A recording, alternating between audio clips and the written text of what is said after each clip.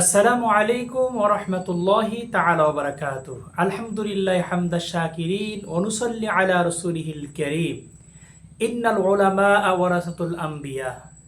রাসূল করিম সাল্লাল্লাহু আলাইহি ওয়াসাল্লাম হাদিসে পাকের মধ্যে উল্লেখ করেছেন, নিশ্চয় আলেমগণ নবীগণের ওয়ারিস।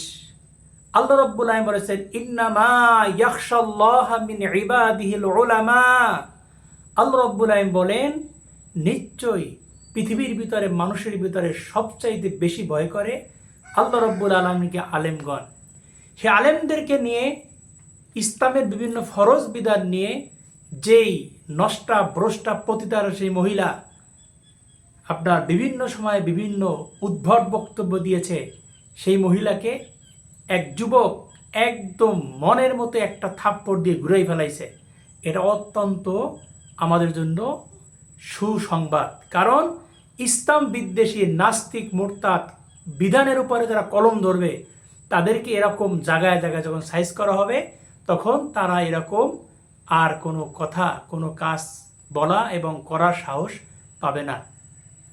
যেই লোকটা সারা জীবন দিনের পর দিন ফ্যাসিস্টের পতনের পরে ইসলামের পক্ষের ব্যক্তিত্ব, ইসলামের মানুষ যারা, কোরআনের বিধান যারা, এইগুলো নিয়ে যে কটূক্তি করে, এর পক্ষে যারা সাফাই গায়, তারাও মোরতাদ, তাদেরকেও তওবা করতে হবে। আর ওকে তো মৃত্যুর আগে অবশ্যই তওবা করতে হবে, নচেত এই দেশের আমাপার মুসলিম জনগণ ওর জানাজা দিবে না।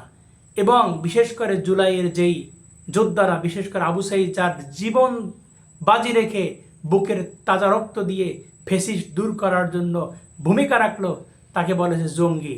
এটা অত্যন্ত ধিক্কারজনক।